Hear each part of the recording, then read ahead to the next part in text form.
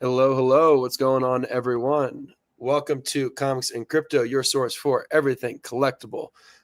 Sean, you just paused and you froze on my screen for a second there, but hopefully you're not paused for everyone else. I think you're better now. At least he looked awesome. He looked really funny when he was doing it. He got frozen in I know, he got a funny in frame. the perfect position. Yeah. What's going on? Ethan in the house. How are you? Yeah, Ethan, I'm what's just up, happy buddy? to be with you guys. It makes me Aw. smile. I enjoy it. I don't even care if anyone else enjoys it. I love you guys. Oh, we love you too. We love chatting with I'm you. high as shit, by the way. Perfect. I brought a banana. He's not low. He's not low. All right, well, at least he's getting his potassium in, ladies and gentlemen. That's important. So Ethan, for context, to all of our new viewers, Ethan co-created this incredible platform called the VHS Bible. It is your source for VHS and beta collecting. It's an unbelievable resource that gives history of VHS tapes. If you want references in terms of first prints, he's got visuals for you. It's fantastic. So we're going to reference it a lot, but he's by far the most knowledgeable person I know when it comes to sealed media.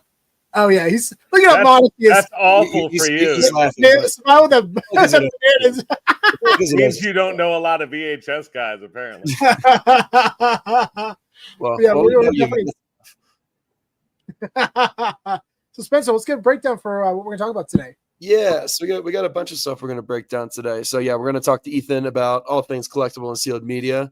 So we'll get into that discussion a little bit, but we got a bunch of cool things going on. We are going to be doing a giveaway a little bit later for all of our token holders over on Solana with our collect token. So we're going to be giving away a really cool Todd McFarlane NFT that he released over on Solana. This is an older NFT that was released many years ago at this point. I think that's most likely the one we're going to give away, but it's really cool. So yeah, we're going to be giving that away a little bit later to all of our holders. So if you do not currently hold the token, buy a little bit of it. All you need is to own at least one token, and that makes you eligible to win that prize. So good luck to everyone, but we'll do that towards the end of the stream. We got a lot of other cool stuff coming up down the pipeline. We have a new sponsor that we're going to be announcing this weekend that we're very excited about. So yeah, everyone get ready for that. We have some really cool things planned with them. We are continually talking with new partners currently to figure out some new utilities for the token.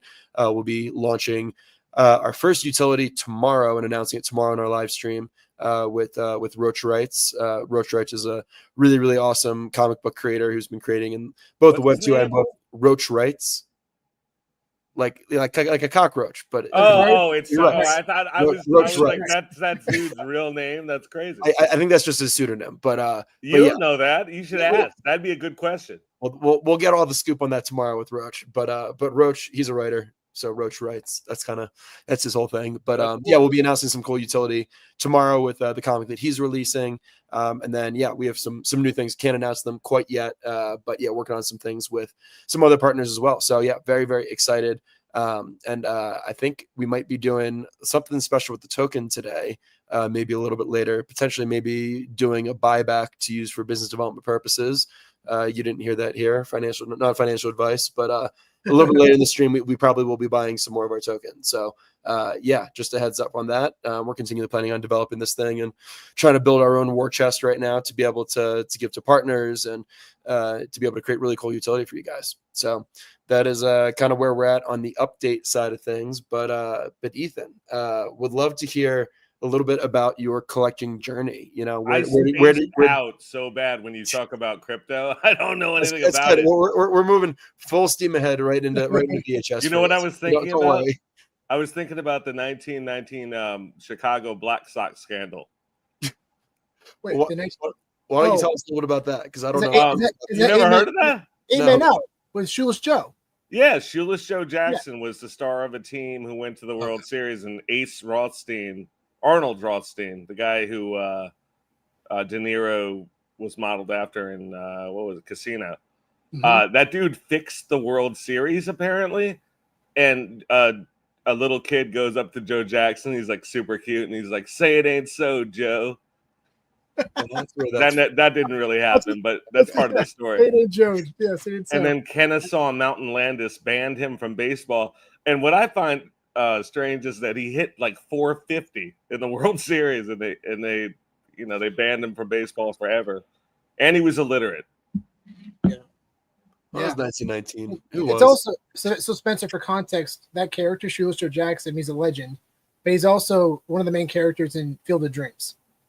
Oh, yeah, that's where that's from. Yeah, He's the dead I haven't one, seen not that. Kevin I haven't seen it Costner. in 20 years, Yeah. but yeah. It was played by Ray Liotta, and what's really cool too is Rothstein. I don't know if you ever watched the show Boardwalk Empire. Yeah, He was a good big show. character in Boardwalk Empire. Rothstein was. Remember him? I never saw a show. I saw like a season of it. I don't remember. Oh, he's in the later seasons, but he's an awesome character. Huge piece of shit. Best huge, character. Best and character. huge generally. Yeah, he would. No. Actually, Chalky White. I'm saying, what do you think? Chalky. Oh, by far. Yeah, Okay. he was amazing. Yeah, Definitely best character. That Yeah, dude had our- a knack for playing the best character on shows. Rest in peace, Omar man. on The Wire. he was an incredible actor. I never saw The Wire. I gotta watch that. Yeah, I know. What? You look at top 10 shows of all time. I keep seeing like top 10 shows of all time. Or if Breaking you Bad. speak to another human who has an opinion, they'll be like, "Watch The Wire already." I think it's on Family Guy when they're like, when someone says, "Have you seen Breaking Bad?" and then they come back and say, "Have you seen The Wire?" It's like always like back and forth. Have you seen The Wire? Well, have you seen Breaking Bad? Have you seen Breaking Bad? Have you seen The Wire? So I've never seen The Wire. I gotta check that out. But Breaking Bad is one of my favorite shows of all time by far. Yeah, been to Albuquerque many times. Actually, just came back from Albuquerque. That was awesome. You ever do meth? No, but I have. So the Wait, what do you mean? But actually, so here we are. So do you have it on? No, so I think it's back in Pennsylvania. I don't think I bought a bunch of them. I have some more, but the blue meth. The meth? So the blue meth used in the show was actually hard candy, created by this woman named Debbie, who has a shop called the Candy Lady. Oh. The producers approached her in season 1, asked her to help make the blue meth, so she did, and now she sells it as like little dime bags. Yeah, little bags, yeah. So it's like a little souvenir, and it's awesome for like $1. You can buy like a baggie of them, and they're great souvenirs and gifts for people because it's the actual same recipe from the show, and it looks like it blue sounds meth. good. It's funny because I bought it without even trying it, but it's actually delicious. It's No, really I meant good. meth. Oh yeah. You try to smoke it, but it's probably a little sweet.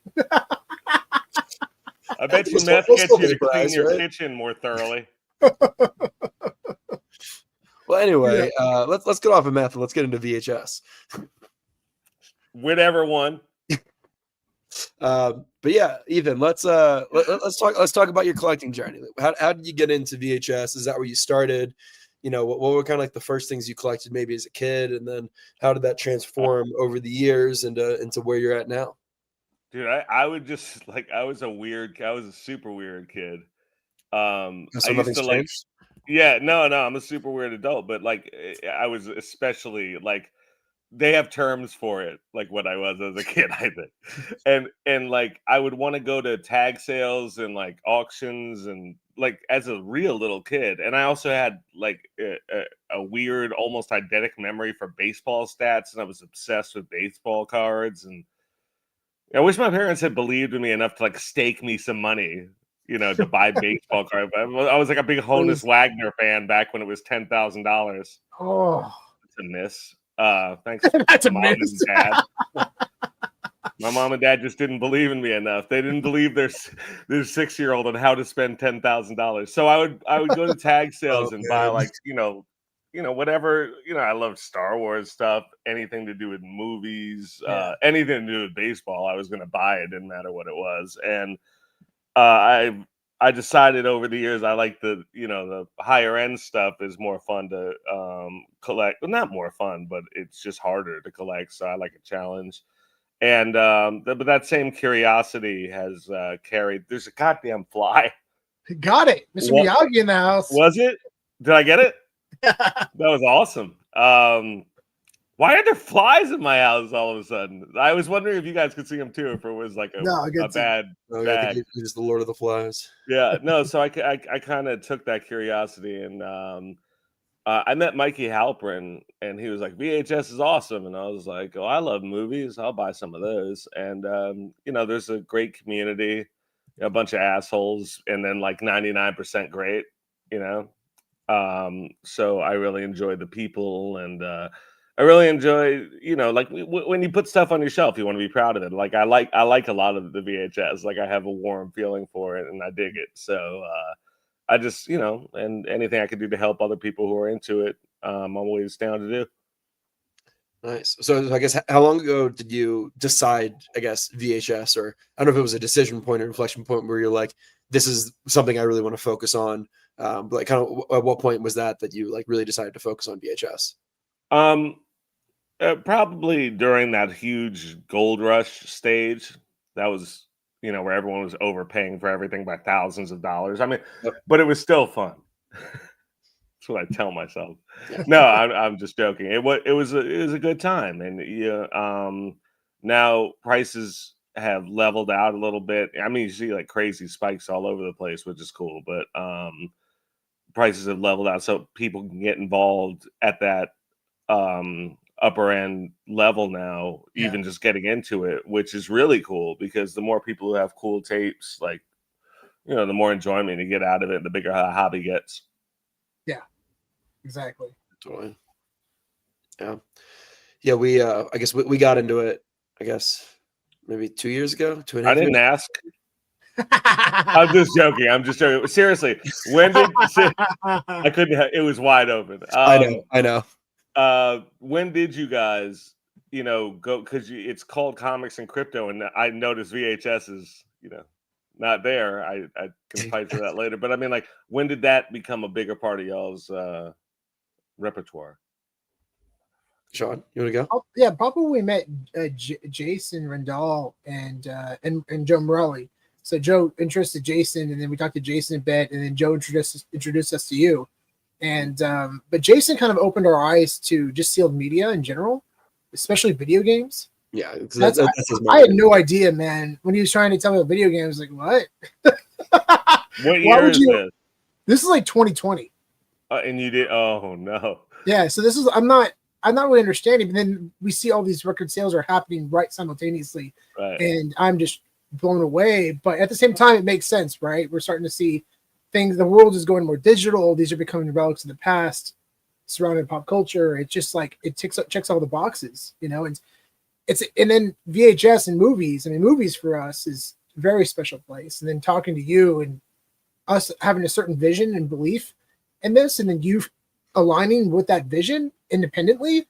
I'm okay. So we're not the only ones that feel this way. We're not in a tiny little bubble on planet Earth. No, there's other people that feel this way that are super bullish on this market.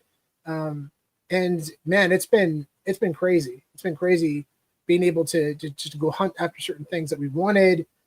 Things that I didn't think I even know about existed. And didn't even know existed. Yeah. I mean, like one of my favorite things that I got recently, and it's super cool because I've gotten to know David Mickey Evans, really awesome guy. He's the writer, director, and also narrator of The Sandlot. And we had him on. Yeah, we had him on about a year and a half ago, and him and I just text, like we talk often. And I'm actually helping him right now sell a movie prop. And it's the prop of Babe Ruth, Lou Gehrig. Is it Lou Gehrig? Lou Gehrig. The autograph baseball? No, it's the photo of Mr. Myrtle with Babe Ruth in his office. It's the actual prop from the movie, and James Earl Jones signed it on set. So I'm helping him sell that right now, and some movie props and stuff. So it's been really fun getting to know him, and he actually I asked him if he could sign this for me because I picked it up, and it's a VHS of The Sandlot Blockbuster, but he signed it. That's and dope. It says I asked him to just inscribe "You're killing me, Smalls" on the side. Cool. Yeah, but obviously, the kid, the Patrick something. He's the Killing Me Smalls kid. Mm-hmm. Yeah. He was when I moved out to LA with my girlfriend Jackie at the time, who's awesome. She's on a Netflix show. Y'all should watch it. I wanted to plug her show, Jackie Tone. You could Google it, TOHN. But her friend was Smalls, or Patrick. I didn't know. Oh wow. And he used to hit on her like in like really weird, like he used to like try and just rub by her, you know. And I was like right there, and I was like, I'll beat you up, small. Like, are you kidding me? And he would just always be staring and weird. That's my one experience with like I would look at him and say something, and he would be like, "Excuse me," I was looking at your girlfriend. It was super super invasive behavior that I've never seen from anyone else. There was no part of me that scared that kid, apparently. Like, if you guys are by a swimming pool, it'd be over, right? Lights out. Are you kidding? And I would never hit smalls. I mean, that'd be horrible. The show Glow, is that what you're thinking of? No, she was on Glow, though. She was real funny on Glow. Or Melrose? Is that it? Yeah. Okay. I was trying to look it up for you since it didn't seem like you were going to remember it. Yeah, what's she on now? What's the Netflix show? I guess Glow? I don't know. No, there's a new one that's popular. Well, Kristen Bell is in it. Oh, Nobody Wants This. Oh, wait. Yeah. Wait, you dated her? Oh, wait, Yeah. I know exactly who this is. Oh, shit, Ethan. Yeah, I know exactly what this is. Wait, dude, she's the coolest chick. Yeah. One of the coolest chicks wait, who on Earth. Nobody wants this? Who's this? She's the sister, right? I haven't. I'm sorry, I haven't seen it. I don't know. What's her name? Jackie Tone. T-O-H-O. Oh yeah, dude, she's awesome. Yeah, she's great in that show. Actually, I just finished watching that season. So that's awesome. Yeah, Yeah, no, she's hyper talented, very, very just hilariously funny and inappropriate at all times. Yeah, I suggest anyone watching goes and checks her out on those shows because she's real good. yeah, that's she's awesome. Yeah. Real quickly, shout out to people in the audience. What up, Chris? What's up, Chris? Yeah, hey, buddy. Big guys in the house. What's going on? What's up? What's up, Jason? Hey. Jason Pena putting his full name up there. That's brave. We do the same thing. We're docs. Full transparency. We got nothing. What's going on? Li. I don't know how to pronounce that. Is that how you would pronounce that? I don't know. I would pronounce it Ali. Ali. I don't know. But hello. Welcome. Thank you for joining us. And then we got some people who are over in the Pump Fun chat. I see Palooka. I see Lulu111. Or essentially Lulu111. We got Dev Farmer. We got Wendy Jewel. And then we got some people who just have numbers and letters as their names as their address. So I'm not going to read those off. But thank you for joining us. What's going on? But yeah, I mean, maybe we could talk about like kind of, I guess, significance of VHS or like why we think it's gonna go where we think it's gonna go. Like why do we think it's so special as a collecting hobby and medium? Well, I mean, people love movies. Yeah, they love the cinema. They love it at home. We love streaming, and it's not just because it's a distraction. It's because these are works of art. And then and then you get the physical copy, and it's another work of art because you got the cool covers. Am I fucking dead? I feel like I died, and I'm dreaming that there are flies, but I don't know where they're coming from. You're not seeing them. Worried my dad never left my house last night. I'm gonna find him. God forbid, a million times. What were we saying?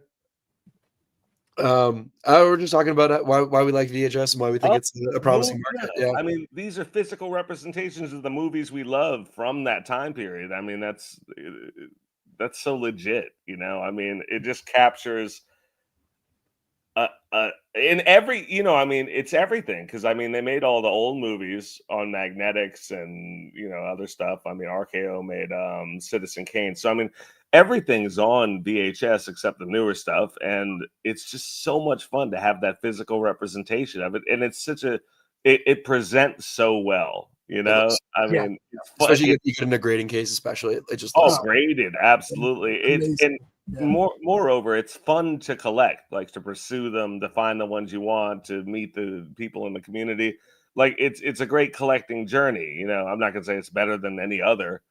It's not better than Uze, the number one collectible on Earth, Turkish Star Wars. But other than that, I'd say, right now is the time. if you want to get into VHS. You know, I mean, you can't get a much better entry point. Honestly, Yeah. the market's in a good place right now. I mean, when we got in, like we said, like things were spiking, things were going crazy. Like we discovered it because we saw these big sales, but yeah, the market's come down quite a bit, and so things are not everything is super accessible, but there's things are accessible. You can get some things that are still very very cool at low price points. You can still get a lot of cool screeners, still sealed at lower price points. You might be priced out on some of these like crazy horror tapes still, just because those are so popular. But yeah, and there's still definitely there's so many different like niches and pockets within the market where people like to collect that.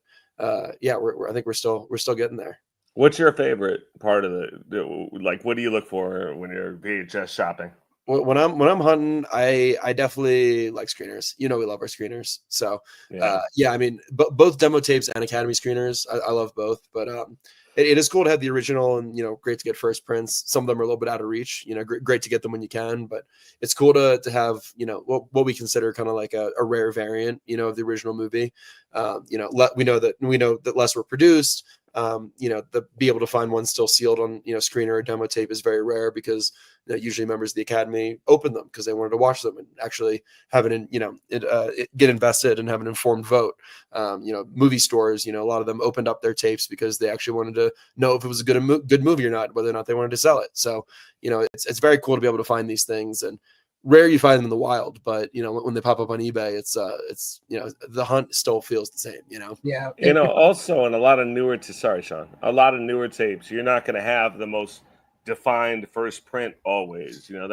That's the segment of the hobby which I think is less important, because they're still awesome tapes. But what's the first print of a 1996 movie? Like there's kind of one print, at that point. We didn't get those huge prints of like where we got The Godfather every 2 years or Jaws every 3 years. That newer stuff, to know that you're getting that limited one, that came first, you're going to have to go for a screener. And that's why I dig what you guys are doing with those screeners. Yeah, it's exciting, especially, they started in VHS in the early 90s. And as it transitioned into DVD later in life, it's really been fun to see what's popped up over time. Especially now, recently, I found out that, there you go. There's a good DVD. That's a cool one. Yeah, it's Madagascar. But now I'm finding out that CGC grades DVD screeners. Like, this is really awesome, guys. It's really cool. Yeah. So this is Dear Basketball. This is okay. That was one I couldn't read it. Yeah, this is the Academy Award-winning short film by Kobe Bryant. It was directed by Disney legend Glenn King, and it was composed by John Williams. Mm-hmm. And this to me this is what I love, especially films like this. I mean, obviously it's connected to Kobe Bryant, which is even more special. He won an Oscar. Is the only, I think, to my knowledge, is the only athlete ever to win an Oscar. What about Sidney Poitier? Was he an athlete too? No, I made that up. Oh. But yeah, it's so awesome to see that, and to see them being able to grade these, because these are, I think, the DVD sleeves, especially later, are undervalued for a lot of reasons. And I think those are super cool. I like how they look in the slab too. Yeah, they look really nice. Yeah.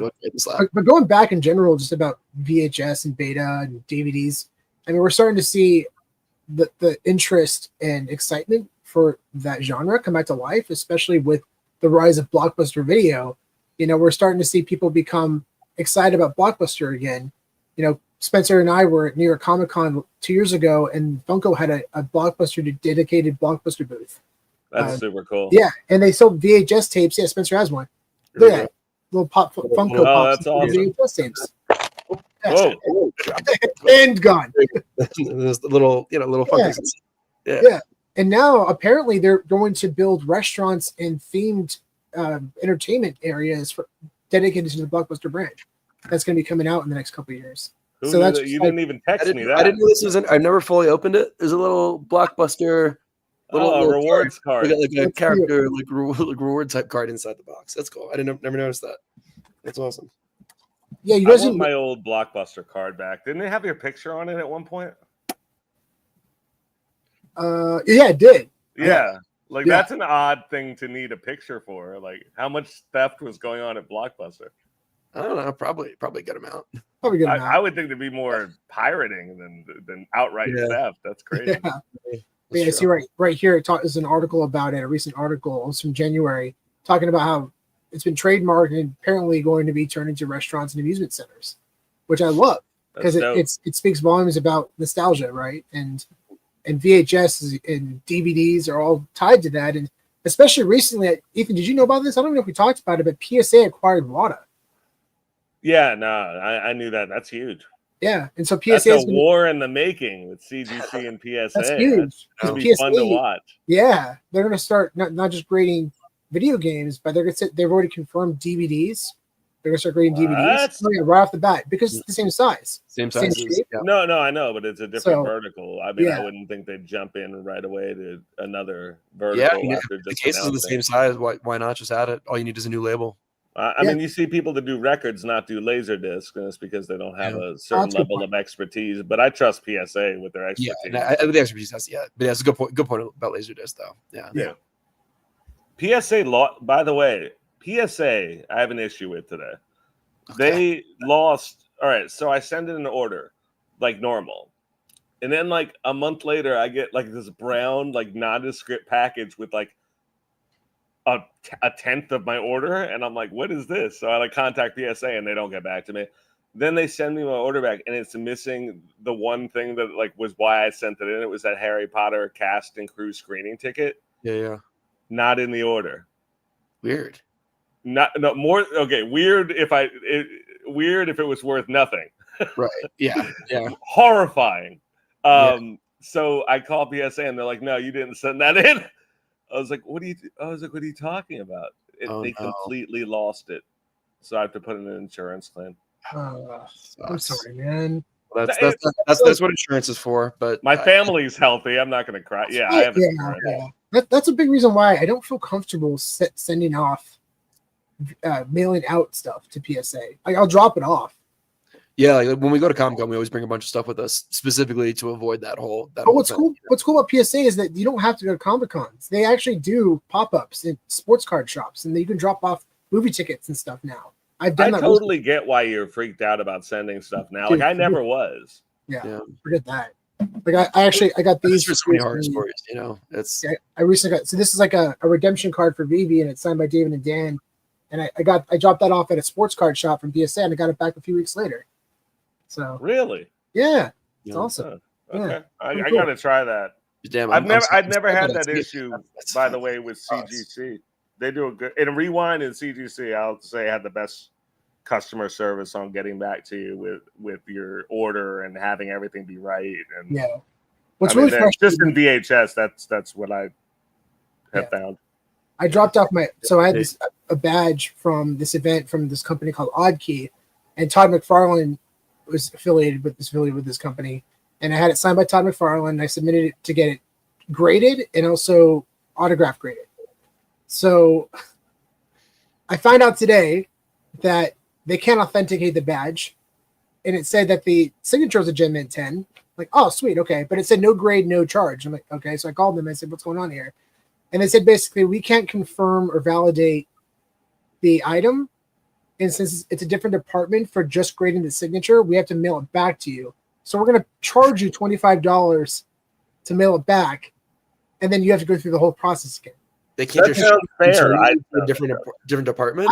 I was so upset about it, and I don't want to get upset at the person I was talking to, but I was really upset. Like, that's so ridiculous that I have to go through that whole process again. And they have to mail it back. They're going to charge me $25 for that one item. I'll be honest, PSA didn't, I'm good at, my grandma complains when you give her the wrong order at dinner. Like I've inherited that, and I'm good with like being like, what the fuck? PSA did not care. Yeah. They just did not care. I mean, they do a good job for the most part, but I found that when they make an error, you might as well have made the error is their attitude. So there is that to weigh in. Yeah. I don't know. Yeah. I mean, I just got my first thing graded. I got a Funko graded by PSA recently. Great experience, but I dropped it off at con. I talked to the guy in person, physically handed it to one of their employees, like didn't worry about there being any problems. Yeah. But yeah, I definitely feel like just in general, mailing stuff, especially things that are really valuable or sentimental, can definitely, You know what? you know. Here's a cool PSA. That would sometimes when you're high, it does it for you. Yeah. No, PSA is that there is a collector's insurance that lets, I think it's about $4,000 or $5,000 yearly. Just look up collector's insurance on Google. It's like the only big one that'll come up. Don't buy a shitty one. I'm actually, I think I just emailed them recently. They cover, you never have to worry about anything you ship or that's shipped to you is covered permanently. Yeah. So you don't have to buy insurance or worry. Yeah. It's awesome. Like it saved me tens of thousands of dollars. That's awesome. And then that coverage also includes like your coverage of like your items in your home and all that. Well, your home, and I think a second location that has a certain amount in it, value wise.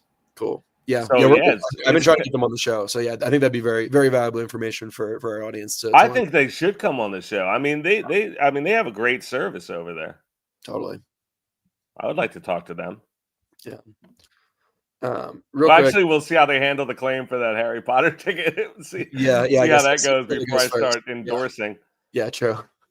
I'm sure they'll honor it. But yes, I was about to pull that up. So Alii, what's going on? However you pronounce your name. But I think probably the easiest way to do it, if you go to our Twitter page, which is just Comics and Crypto, at Comics and Crypto on Twitter or on X, you can see the contract address for our token on the top of the page there. You can also go to our website, comicsandcrypto.io, contract address, and also a button directly to the Pump Fund page where you can purchase it is there. But for everyone who is joining us now, we are doing a giveaway later today for all collect holders. We're giving away a Todd McFarlane NFT on the Solana blockchain. We're able, because it's on Solana, we can do it based on our holders. So you have to hold the token in order to win that prize. If you're not currently a holder, grab a little bit. All you need is a small bag. All you need is at least one token to be eligible to win. Higher odds for owning more. That's kind of how it works. So if you don't own any, grab some. We would appreciate it. Thanks for supporting all of us.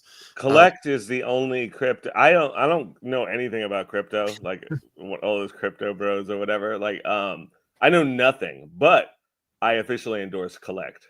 It is because I trust you guys. So I wouldn't think anything like real bad could happen unless it's just by chance, Yeah. So I think I'm gonna buy my first crypto.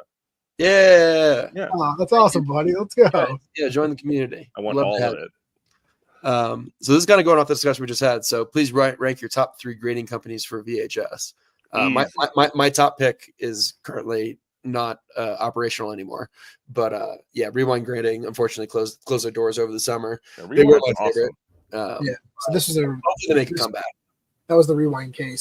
They're fantastic, and we ran over one of these in a Tesla truck. Yeah, we never released that video. We should still release that. Yeah. But rolled over it with a Tesla Cybertruck, and the case was totally fine. Collectible inside was totally fine. So I'm gonna count Rewind, and I'm gonna go because I'm gonna knock them back a spot because I see them. I see someone buying them or doing something. Because why would you not? I really hope so. Like it was really well run and the best case in the business, whatever. So I go CGC, then Rewind and Beckett. And I don't trust a soul past that. Not a one. Did you VGA? You like? I don't trust them. Sorry. Yeah, I've never done anything with them, so I don't have an opinion. Yeah, I do. Let me reiterate it. Don't trust them. Well, CGC and Beckett are definitely fans of them. And if you see stuff in IGS or VHS DNA, cross it over immediately to make sure it's not fake. There have definitely been some issues in the past on that. Yeah. But I think good question though, Jason Pena. Great question. But I think right now probably CGC and Beckett are probably the two to trust the most. And then asterisk Rewind. And then asterisk Rewind. Their cases are still out there. They're stuff's going to stay locked up in those cases for a long time. So I think those are trustworthy, even though they're not. You can't get them graded currently. I like VV Vet's profile picture. Yeah, he's an awesome guy. Had a chance to meet him a few times at Comic Cons. And yeah, what's up, buddy? It's like cinematic. I like, I mean, my profile picture is just always like a picture of Pop Rocks, the candy. That's on LinkedIn. That's really my picture. But like that's like art. Well done, VV Vet. Yeah, he's a homie. Yeah, he's a great guy. That's awesome. Congratulations. What did you end up buying, Tito? Let us know what you bought. What'd you get? Yeah, Answer now. Yeah, let us know, Tito, what you got. We're excited to hear it. I always like to. What was your first, Sean? Oh, sorry, it's question time. What was my first one? My first VHS that I ever bought. My gosh, man. You don't remember really? I'm going to say probably it was going to be something like Jurassic Park. Yeah. Or Turtles. Like Turtles first, might say. Yeah, I feel like Sean, we definitely we went on some tapes together initially. But I'm trying to think what my first individual tape I bought. Turtles, yeah, it was probably one of the first ones. Yeah. You know what? Is that an Alliance copy? Yeah, it's an Alliance copy, and I got signed by Kevin Eastman. You guys, there's 2 first prints of this might have been my first. That might have been mine too. Actually, I think this one might have been my first. Yeah, you have to keep that one. Oh yeah, I love this tape. Yeah, 9.2 as well. So yeah, that's a good one. That one and probably this one too. This is also probably not my first, but one of my first. But Wet Hot American Summer. Oh, that's a great screening copy. Yeah. What a bright purchase for your. I mean, this is definitely one of my first. Yeah. My first purchase was X, the Malcolm X biography. Really? Oh, that's awesome. I love the book. I love the Malcolm X like the book, his actual biography and autobiography. Excuse me. And I was like, oh, that one must be valuable. And although a good film and an excellent autobiography, not the best investment. It's okay, but it's sentimental at this point. And I didn't even think of it until right now, but shout out to Comic Web. It's a good buddy, Brian. We're talking about how we got introduced to sealed media, but Brian introduced me to comic books. Yeah, and when I was calling comic book shops in like 2019, 2018, we met at SAC Anime, and I was calling comic book shops to talk about comics, and they're like, "Okay, you want to buy something or what, dude?" Brian was the only guy that I knew at the time that was passionately responsive and supportive in my questions, and I grew so much because of him. I like this dude. What a nice. That's a great compliment. Amazing guy. And we just had a chance to hang out at San Diego Comic-Con. So big shout out to Brian. He's amazing dude. Yeah. And Video Shane. What up, Video Shane? Yeah. I like your name, Video Shane. Right to the point. Amazing creator. Appreciate you, Chris. Really quick though, it's funny you bring this up because we Sean and I think we're literally just talking about this last week. Yes, CBCS needs to rebrand as Beckett. I don't understand. I don't either. CBCS, Beckett is a way bigger name, Yeah, because the cards. Does Beckett want to get it? I mean, that is their comic arm, right? I mean, PSA and CGC. I mean, does Beckett want to compete in comics? Yeah, 100%. Well, they wouldn't purchase CBCS if not. Yeah, CBCS is absolutely. They want to compete, and I think I agree with Brian 100%. They need to rebrand because CBCS. Oh, absolutely. And the thing is too, what's crazy is that Beckett is respected obviously in sealed media, and they're very respected in cards. Yeah. Yeah, there's been massive sales. Beckett Pristine 10 sell for insane money, so it's not like they're not a respectable brand. And but that's their strength, is their brand recognition and the trust they built up with collectors. I mean, that's I'm okay. Yeah, you're more than okay, buddy. But they should rebrand. That's crazy. They haven't done that. Yeah, they definitely need to for sure. Oh, cool. So Tito, he got the movie Friday. That's awesome. And this is what we're talking about. I watched it over 100 times when I was a kid. That's why VHS. That's why you buy it. Yeah, yep. It's the nostalgia, the memories associated with it. And next, look for a Friday promo screener because then you can add that to your right next to the Friday. It'll look dope and so true. What a movie too. Yeah. So my dad was friends with Mike Epps. Weirdest. Yeah. Oh. They met each other at a comedy club. Then they had lunch together. Why? My dad's 30 years older. I was in LA for a thing, and I mean, just like a family event, and that happened. That's he amazing. wasn't like super famous at that point. I mean, he was just a comic, but still, they got along so well that it totally creeped me out about Mike Epps. Like, what a weirdo! Like, he must be. That's so funny. So going back what Tito was saying about we're telling Tito about finding the screener. So it looks something like this, Tito. So this is a demo tape, and it says for screening uses only. And on the back it has promotional data about the movie, mostly about how it did in theaters, the release date. The one you want is going to have the picture of Friday on it, though. Yeah, right. Yeah, this is an example of what a demo screener looks like. Friday. This is basically Friday, but here's an example of what a demo screener looks like. These were sent to the rental stores for viewing purposes to help them decide whether or not they want how many VHS tapes they wanted to order from their store. And distributors also use them as well to promote the film. So yeah, these are becoming really collectible, and they're very rare. They're like super rare variants of the original commercial release prints. So and there could be an FYC copy too, which would be incredible. I'm not sure if there is, but it'd be something to hunt down. What's the difference between like a demo and an FYC? I love when you explain that. Yeah, I mean, so demo tape, we just explained what demo tape is. Demo tapes are basically, sent to the rental shops. However, for your consideration tapes or award screeners sent directly to voters for voting. So Academy Award, Screen Actors Guild, they would get these screeners to watch the movies at home, so they could to watch them and essentially vote. So they would get all these screeners. What's amazing too is that these were even more rare because back in like 2000 to 2005, there were only about 4,000 to 6,000 Academy voters. There's about 12,000 today, but back then there were way less, which means they printed way less. So here's and also not every member of the Academy received every single tape, because they would only receive tapes for categories that they would vote on. So if you were a voter in music, you wouldn't get music, then you would only get something that was nominated for music, basically. Right. So on the back it says for your consideration and has all the different credits on the back. And this one is, I mean, I consider this in terms of for your consideration. I don't know if it gets bigger than Lord of the Rings, Return of the King specifically. Unless you're not a nerd. I'm just joking. That is an absolutely huge tape, both physically and metaphorically. And the reason behind it is not only is this one of the most popular IPs today, after 20 years of the film being released, but it was also a book too, in case you didn't know. Oh yeah, it was a book. Yeah, that's right. And those books sell for insane money, by the way. Yeah, so hell yeah, those are crazy. But this film specifically is tied for the most Oscars ever in one Oscar season. It won 11 Academy Awards, tied with Titanic and Ben-Hur.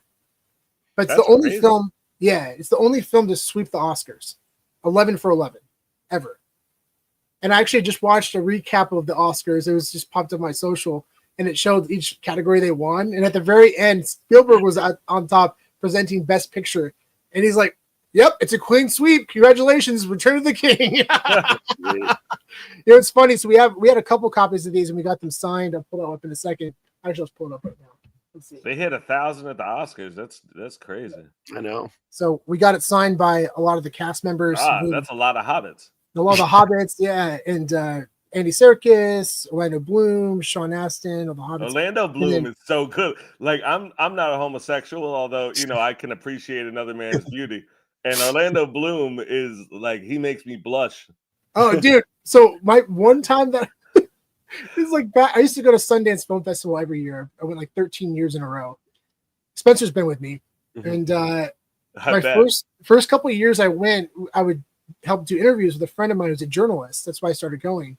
And I ended up in a small bathroom with 2 urinals and a stall, and I'm at the urinal, and guess who walks in right next to me? Orlando Bloom. And I'm pretty toasty at this point. I'm pretty yeah. And I look over, I'm like, you took a peek? I didn't take a peek. No, you said you looked over. I was like, what are the rings, huh? But no, it was so funny. It was so bizarre and weird and awesome at the same time. That is very cool. What's really funny is it's not funny, but also kind of messed up. So we met John Rhys Davies, who played Gimli. Yeah. I said, yeah, on the back, look at all the nominations. You can probably find your name on there. He's like, oh, let me look. Nope, it's not on there. What Literally, a like, dick you are. best supporting actor has like 5 people, and he's not even on there. Even Orlando Bloom's on there. Yeah. Even Orlando Bloom? Oh but you don't no, like his actually, acting? Orlando Bloom's not on there actually. So I made sure about it. He's not big enough. Apparently, Sean would know. My brother, Ethan, I have a really bad cough right now, and every time you make, I don't know if you can hear it, every time you make me laugh, I just start wheezing. That's hilarious. I'm sorry, but it's hilarious. That's what's My fun brother about swears he saw Howard Stern's penis at the NBC building because they did go into the same bathroom, which at the same time I can confirm that. And he says he looked, and he said impressive. Impressive. Impressive. I believe it. You know what? That kind of checks out. That checks out. Howard Stern has big dick energy for sure. Yeah. He's awesome. I love Howard Stern. Love Howard Stern. Did you see the video that I sent? I sent our group chat today of Ozzy Osbourne acting as off. Everybody wants a good laugh and loves Lord of the Rings. There's a video out there of Ozzy Osbourne dressed up as Gandalf, and he just cuts himself into the movie, and it's really funny. Was it an actual audition? I don't know what it is. I just saw it on Instagram, but it's so funny. And he's not talking in character. He's talking as Ozzy, but as Gandalf. In his head, it sounds just like Gandalf. In his head, it's exactly like it. That's amazing. My friend John Chapman and I went to a strip club once, and he did a really good Gollum, like a super good, like it sounds like the movie. Like he could have been Gollum. And he just did that all night, like, but talked normally, like, about his like family and stuff. And he was just like to all the people around, and he wanted to see if he could make it all the way through, and he did. It was one of the weirdest things I've ever seen. That's commitment. Yeah. No, he hung with it. John Chapman's awesome, by the way. Shout out to John Chapman. There's a really cool Instagram channel called Rare Moon Books. Yeah. Or Moon Rare Books. Moon's Rare Books. No, that's a really cool Instagram thing. Yeah, we met him at Fan Expo in Salt Lake City. Yeah, it was so funny because that's when we got stuff signed from Back to the Future, and I was showing him the screeners and stuff, and he's like, "Yeah, that's cool." Meanwhile, he's got movie props from like Harry Potter. He's got wands. He's got like the actual like letter for Harry. You know, like his like invitation to Hogwarts. I want one of those. I love Harry Potter. It's one of my favorite movies. He has a first edition of Lord of the Rings signed by George R. Martin. It's signed by Tolkien. And he goes, the best signature of all time. He got you on that one though, Sean. He did.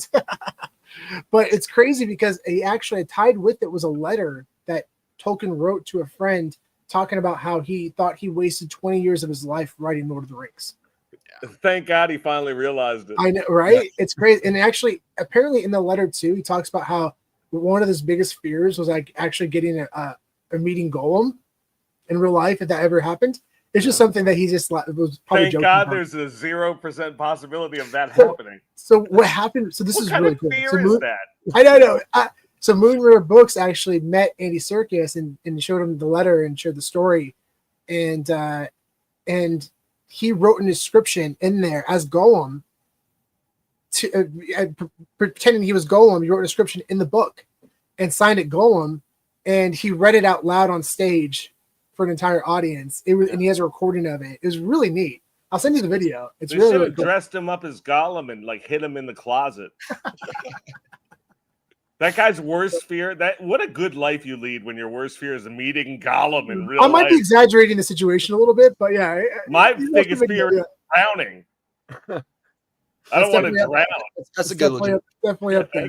But yeah, so these are rare variants tied to some of the most significant moments of this film's history, and which is why we're crazy bullish on these. And especially when you find films that have a lot of Academy success, but also hold the test of time. Like there are a lot of Academy Award-winning films that aren't necessarily as popular, right? I mean, like $1 Million Baby, perfect example. It won multiple Oscars. As good as it gets. As good as it gets. Another one. So those did really well in the Academy and won a few Oscars. But in terms of screeners, you could probably get $1 Million Baby screener for like, I don't know, $20, $30 sealed. And there's things going up right now. But that's when popularity comes into play. right? I mean, if you love the movie yourself and it's just a cool collector's item, that's great. But if you think of investments, you got to think about what films are really popular, and that's why we always go back to go to IMDb and look up the top 100 films voted by fans, by viewers, because it's a good. And I'm not saying that's a say all be all, right? It's not the end, but it's a good frame of reference in terms of popularity. But yeah, we sold one of these. We have a couple of these. They're very hard to find, so whenever they pop up on eBay, we just jump on it. But we sold one of these graded for $3,000. Yeah. So I kind of, it's also an argument for buy what you like, because think about it. The dude likes, or it was that hypothetical $1 million bet. Yeah. So some dude likes that, and he goes and gets the screener for $30. Like, that's a huge upside buy. totally. Yeah, I agree. Yeah, absolutely. And I'm definitely not saying that it's not going to be a no, I wasn't saying you were saying anything other. I'm just saying it's all in both ways. It shows that you can go for that top 100 list and try to grab a Godfather first prints, and just hunt that stuff, or you could buy you could do both. But $1 million baby screener, to me, I was like, is there one? Maybe I'll go grab it. Yeah. Well, we got one, but it's like you said, it's about level of entry too, right? So if you can find one sealed in good condition for $20, I think that's worth it. Yeah, hell yeah. That's one of the things I love about this hobby right now. There's level of entries for everybody right now. Yeah. There's so many different levels of entries, right? But it's really, at the end of the day, about education. It's about knowing what it is that you're going to buy, right? And that's why such an invaluable resource is the VHS Bible, because it has all this information about what we're talking about. You want to know what the real inspiration for the VHS Bible was? Annoyance out of the fact that let's do this afterwards. Let's go to eBay and write first print VHS and Google it. eBay. I'll do that. Yeah, because I looked through one day and I go, oh my God, not one first print, and people are buying. And I looked at sold, and that's what we should look at, is the sold, because those people are getting ripped off because people don't know what exactly it looks like, what they're looking for. And that's why I was like, let me do something. I mean, it's not the end all be all, but it's an excellent tool.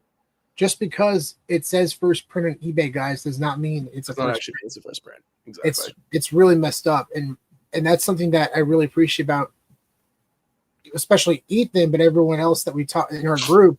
They're really passionate about education and making sure people buy the things that they know what it is they're buying into, right? Especially if you're paying a lot of money, dude.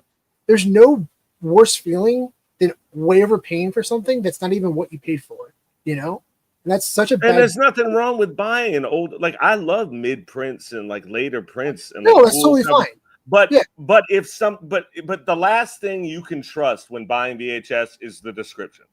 Yeah, definitely. You have to trust your own bank of knowledge, and that's why that's why we did the VHS Bible, to get everyone on a level playing field, because for too long a few people knew what they were looking at, and the rest of the people did not. And I hate to, what is that? A first print 28 days later. Really? Is it? Where's the second print? There's no second print? Oh, then that's not a first print. It's just a print.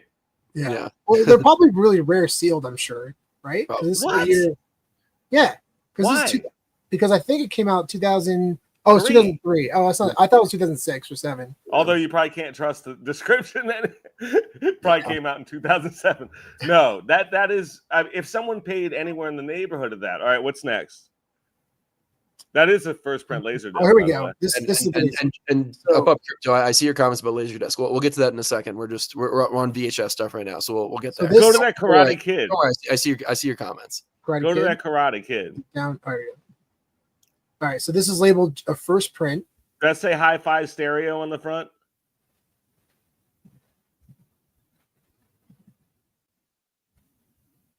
The tension. Yeah, on the bottom right. Oh, not a first print. Sorry. It's not? Sorry to whoever bought it. No, I actually happy for you, because anytime you can get a Karate Kid with that's a sick price for waterfall watermarks on the back like that. That's an early print, but it's not the first print. And it just sucks because that's not what that person wanted. Right. Or what he thought he was buying. I mean, that's not a terrible level of entry for that tape. And that's an incredible. It's a good buy. It's a great tape. But yeah, but you're right. Yes, it's not what he thought he was buying. Yeah, it's a great point. Yeah. What's I this one definitely was a first print because I was eyeing this one, and what a steal. A 9.8 grade of Return of the Really? Jedi. Oh, actually, no, it's not, is it? No. No, it doesn't have vertical watermark. Oh, wow. Yep. Oh my gosh. I just realized that. But it has a two-tone tape. Yeah, I don't know. You could pass that off as a first print. I wouldn't mind that. I just saw one pop up, Ethan, and it's got a two-tone tape. So guys, for context, two-tone is one of the indicators of a first print. So But it's not always. I wouldn't. It's not always, yeah. Here's the interesting part. No indicator of a first print is always an indicator of a first print. It goes by year. In 1989, in 88, Warner Brothers tapes to be a first print needed a wraparound, and there were no silver seals left by that point. So they're all going to look pretty much the same, and that's true, and that's what you should start learning. So this is Return of the Jedi, not Empire. My bad. I said Oh. This is Return of the Jedi. So does that change things? I don't know. You'd have to check the VHS Bible. That's in there. We'll do that. We'll come back to that in a second. Let's see some more first prints. Here we go. That is the Raiders' first print. Oh, it's a beta. Yeah, nice beta. Really nice beta. I don't understand first print Matrix. There's no there's a collector's edition. Wait, go to those Jaws. Are you kidding me? First print. Okay, the first print of Jaws is a 1980 black box. The second earliest print is this if it had a wraparound and a two-tone tape. And the one below it, I mean, these are not even close to, these are like late third or fourth prints being sold as first prints. Makes me nuts, dude. So if you guys want to find a first print, you can go download here and I'll take you. You can also download this as a PDF as well. Let's see if I can just search. Let's see, Jaws. There we go. And there it is. There's a first print. Yep. That's what a first print looks like for Jaws. Not quite what we saw on eBay.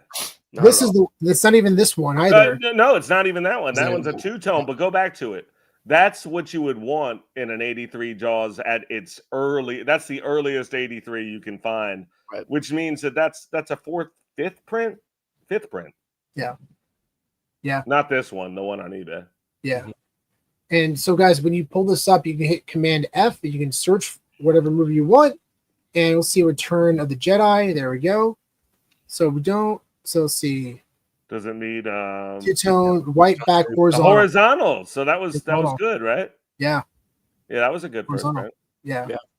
And same with Empire, which, by the way, I saw No, Empire is vertical. Empire is vertical. Yeah, right. I saw an Empire two-tone that popped up. It had no watermarks on the back. Sounds like a reseal. You think so? Yeah, that would make sense. Yeah, that would make a lot of sense. Yeah. So I'll search for that real quick. Empire.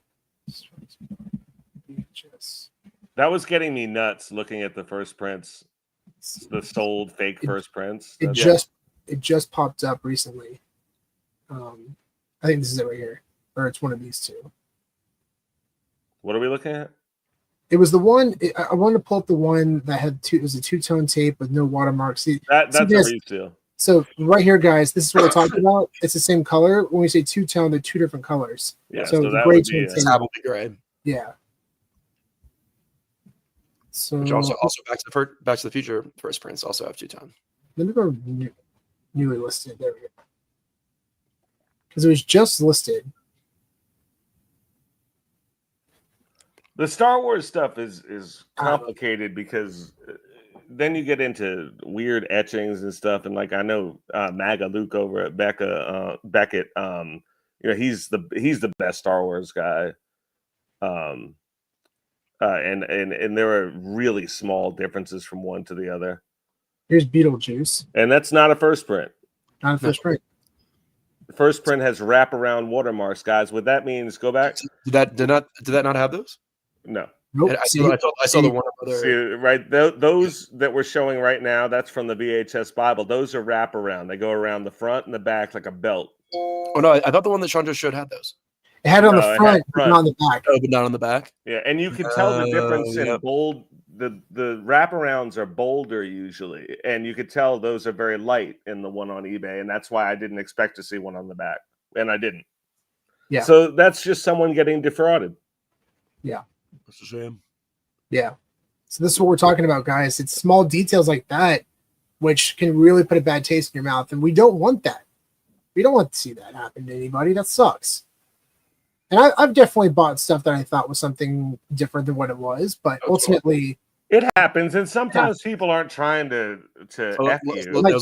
Let's look at this one. Another perfect example. First off, IGS. Second of all, first print right here, not a first print. No, the first print has what color watermarks? White. Yes, very good, fellas. So here's Die Hard right here. Yeah. And it says right there, back white CBS watermarks. Yep. Yeah, they're hard to see in the picture, but they're there. Yeah. And the second prints are still awesome. Like they still sell. They're great. And $91, not terrible. No, that's fine. That's not the point. I sold a graded second print for I think like $250 or $300 like last year or something like that. Like second prints still are great tapes, you know. But yeah, it's just look. Another first print that says Blue Fox watermark on it. I mean, like, literally the definition of a later print. Like that's nuts. Yeah. So, yeah. I mean, what's good is shows that people don't understand and people don't know. Well, I mean, it had 16 bids and it went for someone bought something that was misadvertised, which sucks. Yeah. But thank God the price is. Many of these sellers are not intentionally, you know, like that one is. I'm sorry, that one is bullshitting. That one is saying, I know this has blue watermarks and it's a first print. But they don't know. That person might not. That person might truly think that blue watermarks are a first print. Right, then they're wrong, and they're still falsely advertising. I'm not disagreeing with you. Oh no, I'm just saying it's not a matter of advertising. I'm just saying it might not always be malicious. You know, it's not. This one is. It's not. I'm telling you, this one is not a matter of intent. It's a matter of misrepresentation. You know, if you go to a car lot and buy a 2023, it goddamn well better be a 2023. Yeah. Imagine that if you got a 2015 when you got home, when you checked, you were like, I mean, that happens all day long. I mean, I'm go to sold and then go to the highest prices. Please, I should say. That sounded so demanding. I get annoyed with this stuff. It makes me nuts. So that's a good way to check too, guys. Prices is, you know, you go to sold and then you go up to highest put seal, add sealed to your search. Okay, that works. No, that's fine. I mean, I think the highest price ones will be sealed probably. Yeah. That's an insane buy. Yeah. Well, we don't know what the price actually was, but I don't know if that's sticker. I don't know if that's a first print. Oh, I know this seller. Is this the Motor City collection? No. This is. Well, it's a the audio video plus collection. Okay, I don't know that one. Also, I just don't know because that sticker dates it later. Wait, go to the back. Go to the back of the label, the CGC label, and go close on top. What does it say for a date? It says 1987. 87. And what is the tape dated? 85. 85. So is this a later print? Yes. This is not a first print. Yo, dude. That's like probably sold for $4,000. You want something that's really cool? So right here, it says director of photography, Jules Brenner. Most of our screeners that we purchased are from his collection. Yep. A lot of them. So he was someone has been defrauded, and Sean's like, I know this guy. I thought that was kind of cool. Brenner. So I don't know him. Somebody went to his estate sale and purchased all these screeners. He's been liquidating. Oh, smart. So including the Lion King tape that we have, the For Your Consideration Lion King tape, that was from his collection. Mm-hmm. I think. Oh, when you said Jules Brenner, I kept hearing Yul Brenner. Oh no, Jules Brenner. Yes, he's the cinematographer right there, Jules Brenner of Return of the Living Dead. Let's see some more first prints because this is not one. There we go. 28 days later, get out of here. Oh no! And this one especially is not even close. This is, I mean, this is an 84? Check the date. Yeah, it's 84. Right, it's an 84, and 82 would be the first print. So then you go back to the VHS Bible, guys, type in Rocky, and there you go. No, skip that. That's a video rental library. Oh, it's the library. Yeah. There's another one. If you just hit search again. This is the first print. There it is. So it's the same box style as the 1982 Star Wars tape. So that's a trick you're going to see. First print of X year. Like, okay, so it's just that year's print. Like, if it's the third printing, I don't care if it's the first print of 1997. If the one I want is from 1986, like, get out of here with that bullshit. By the way, I did not know that Rocky was also a library copy. There's a library copy of Rocky. You didn't know that? No, I thought it was just Star Wars. That's so cool. I didn't know they did it. I would have told you. I feel like I would have told you because you love the library copies. Yeah, now we're gonna have to pick up a couple of these with the matching serial numbers. Hell yeah. Yeah. So for context, for the library copy, and so Ethan, did the library copy for Rocky predate the commercial release the same way Star Wars did? Yes. Yep. Cool. So this tape predates the first commercial release, which sold for over $100,000 in its all-time high. This is what the first print looks like. This is the tape right here. Absolutely monster tape, arguably one of the biggest grails. However, the library copy predates that, and they were sent to the rental shops because they didn't sell them commercially yet. But the rental shops would do like lifetime rentals and sell them for a few $100s to people back in '82. Mm-hmm. So there's still copies out there in good condition. We have one over there that's a 9.0. They were never sealed, just in case. Never sealed. Why would that be so much more expensive? Is because, and I'd be careful going nuts on a story because there are 7 known first print Star Wars, and I mean, there's a ton of stuff that there's one of, So I mean, I don't think I'm not going to look down on anyone for spending $100-something thousand on a first print Star Wars because that's an elite tape. If you believe in the hobby, you got to believe in that. Yeah. I have that. That was a Texas Chainsaw Massacre. Oh yeah. Was it your tape? Huh? You have the yours. I think it's down a little bit. Those are legit. Yeah, and this is CIB. Yeah. Oh wow. Nice sales. Oh, it's a really good sale. So this is something else we've been talking about, guys. CIB complete in box. That means basically the tape is not sealed, but it has all the accessories needed to complete the item. So I don't think I think in VHS it's just the tape in the box. I don't think they care. Yeah, because you look like video games and you also have like the booklet or whatever, and then but I guess you could consider that for like the Disney clamshells. Like I feel like sometimes like those had like they won't count it. The inserts. The inserts they don't count it. Care. They're really interesting. Yeah, I figured that they would want all the pieces like the same way they do with video games. But here's even tapes that are up for sale that are saying their first prints. Yeah. Absolutely. So I don't know this one. This is Ethan's top 3 film of all time, The Goonies. My top 3 film of all time. Very important piece of shit. This movie. Very important film to Ethan. That's a first print. That's a first print. There you go. That's legit. Oh right. Yeah, you're right. Yeah, no, that one is legit. It's got the wrap. Wait, let's verify it. Yeah, wrap around in 2-tone, right? You guys got to go through. There it is, guys. See, should and say 2-tone on there. There you go. A mistake by me. See that? And there. Perfect match. That's awesome. What other first prints we have? This is a fun game. Yeah, that looks familiar. That's you guys. That's a beautiful tape.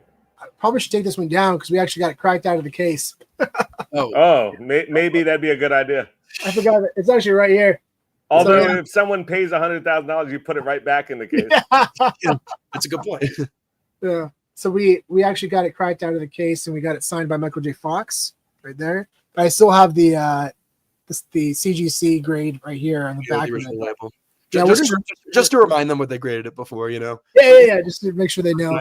But we're waiting for yellow labels. I'm going to bring that up in a second. It's really irritating to see CGC not have yellow labels out yet. So if you don't know what yellow labels are, blue labels means the film is complete or the item is complete. So you see that for comic books, you see it for sealed media. If it has a green label, that means it's not complete or there's something wrong with it. So here's an example of an item got graded by CGC and got a green label. It says because of unverified signatures. Mm-hmm. I wouldn't call that something wrong with it.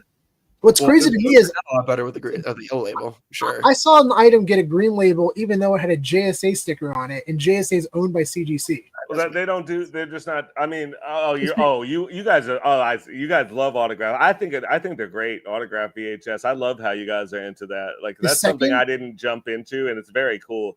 And but I mean, like in a little bit they'll do it.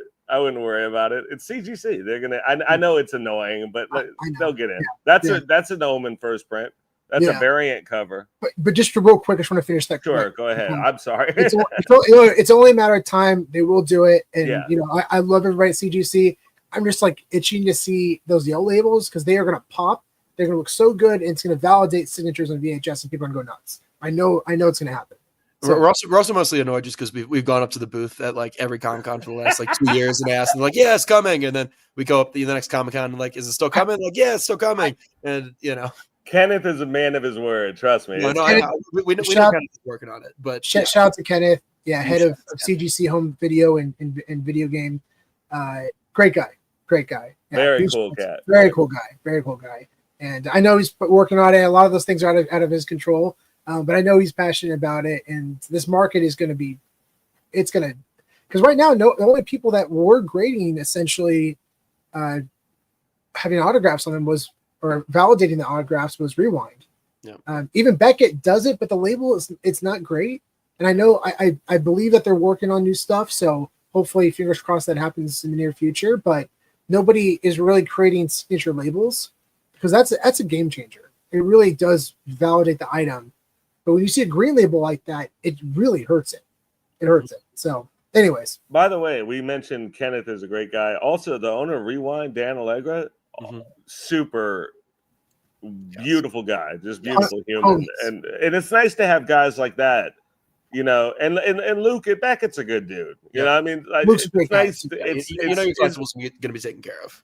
Yeah, I mean, you're going to be taken care of at one of those three companies. I've individually nerded out with all those guys on conversations over the phone and in person. So they're all awesome, especially Luke, man. Talking to him about Star Wars, he's probably the most knowledgeable when it comes to Star Wars. Right. It was just fun to talk to him about that stuff. So, yeah, very cool. But yeah, The Omen, classic horror film, first print magnetic tape from 1979. Insane. Wow. Monster tape. That's wild. And guys, remember these things cost $80 to $150 back in 1979 to 82. Those were expensive, man. So that's $300 in today's money or more. Nope. But keep in mind, and you're right, 100% the money, but the value of collectibles were not even close. So people were not speculating on the stuff. They bought it just to use it. You would never buy it and keep it sealed. That's unheard of. So that's why there was literally no reason to ever keep any of these sealed. That's why it's amazing when you find no reason. Yeah, whatsoever. Yeah.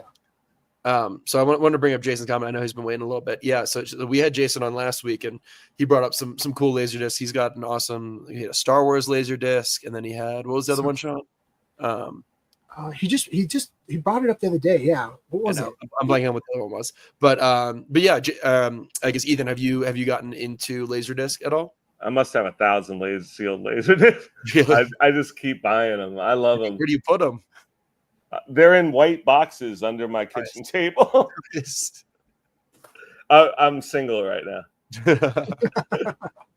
Yeah, I'm also very excited for Laserdisc. There's not really a company right now grading them that I would use. So I'm just waiting for that to happen. If CGC starts grading Laserdisc, my goodness, those are going to go awesome. Yeah. We have a couple of stuff that's signed that looks really cool. First print Back to the Future Laserdisc. Signed by members of the cast. Yeah. So, hopefully we get that too. But yeah, we're really into Laserdisc and vinyl. Really into it. Like, I have a bunch of vinyl. Yeah. I think cassettes are crazy. I love those. We love cassettes too. Those are so much fun. Oh, Ethan, I wanted to ask you about this. I've been waiting for you to come on so I could ask you. So sure. Here, make me big. There we go. Hold on. Okay, Pinocchio. Okay, so I recently got this on eBay. Right. It's a Leonard Skinner, I believe, a promo tape, just because it's like not branded. It looks late 80s to me. It literally just says Leonard Skinner, on the tape. This guy, I think he owned I don't know if he owned a. Show me the J card again. Want to see this, like this part? Yeah, that's the J card, that The foldy paper thing. Yes, yeah.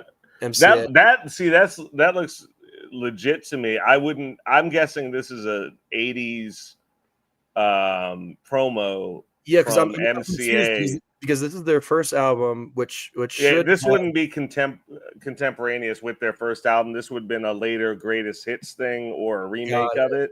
Re-release, but it's still awesome because it didn't have Freebird on it, which I was very confused because I felt like that should have been on there. So maybe it was a compilation of some sort that came out in the 80s. Yeah, there's just no information on it. I tried looking on Discogs. On Discogs, I couldn't find any info on it. Yeah, you should add it to Discogs. Yeah, sure, that's a good point. But this is one I bought it from a guy. I'm pretty sure I think he owned a music store, and he said it was like a promo that was sent out to him or whatever. I can find the listing, but yeah, he had some really cool stuff and some promo vinyls and stuff like that I bought from him. Yeah.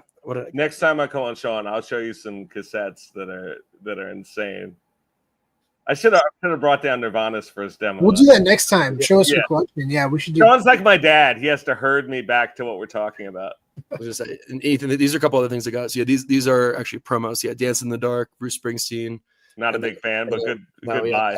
And then the Police. Yeah, don't stand so close to me. I like the Police. Oh, that's awesome, dude. But they're both on the actual disc. It says promo on it. Not official release. Yeah. No, I love that. I love that play. There's so many different kinds. There are white label promos. There are test presses, acetates. Yep. There are ones that have the promotional message on the sleeve, on the record. There's like 10 different variations of promos, and they're all super fun. Skip this one. Trust me. I just want to say this is insane because it's signed by Harrison Ford, which is so cool. Trust me. But I will say, just an example, like the label doesn't pop, the signature, No, you can't even see it. No, you can't even see it. Yeah, it's funny. For true first print, we'll be the judge of that. Well, it's graded by IGS, so. I would if before I'll even consider if something's a first print, it has to be in CGC or Rewinder bucket. So we're probably going to see a lot of IGS and other grading companies on here, so we'll just call it hypothetical first print. Yeah. So this is it looks fine to me. It looks legit. It's got the sticker on the side too, which is really awesome. Because we have a CIB like this. Really, that's a sick tape. That's a really sick tape. And the waterfall watermarks in the back. Yeah, stunner. Yeah, comic web. Yeah, I just wanted to. I think this comment came in quite a while ago, but I think this is when we were talking about Academy screeners and just kind of like the intersection of like popularity plus winning a bunch of awards. But yeah, English Patient, I think definitely fits into that. I don't think it's an Academy screen. I don't think I've seen a sealed Academy screener of English Patient, but I have a sealed demo tape of English Patient for sure. Yeah, and this is Ethan's tape, Young Frankenstein. That's awesome. I like that movie. That's so cool. It's actually my fiance just showed me Young Frankenstein for the first time. We actually watched it with Kevin. That was a lot of fun. Oh, that's awesome. That was super cool. We watched it. It's one of my favorite movies of all time. Yeah, it's awesome. Halloween is most certainly not a first print because the first two prints of Halloween have a yellow border, the 78 and 79. This is an 81, which, I mean, if you want to get snippy, it's probably like a fourth or fifth print. But, I mean, I'd give it third print, but definitely not first. Yeah, there it is. Yeah. Thank you, VHS Bible, for confirming what a first print looks like. And they actually misspelled media. No. MEDA. Not true. What? The wife of the founder's name was Meta. Oh, so why did they change it to media later? Because they felt like it more thoroughly covered what they were doing with the company. Cool. Oh. They didn't know how big they'd get right away, so he just named it after his wife and then made it media when it became a little bit bigger. Oh, that's so cool. Thank you for it. the context there. I didn't know that. That's cool. That's a good piece of trivia question. Meta tapes are insane. If you guys find a sealed meta tape, no matter what it is, or an old wizard, like those are so rare, it's insane. Yeah. Mhm. Yeah, Yeah, that's not a first print. I don't know. It's I used to have an It's old. also, yeah. What was it? It was a shoot, it was like a Chuck Norris like wizard tape or something like that. I think I had at one That's point. dope. I don't. I think I sold it, but yeah. First print beta.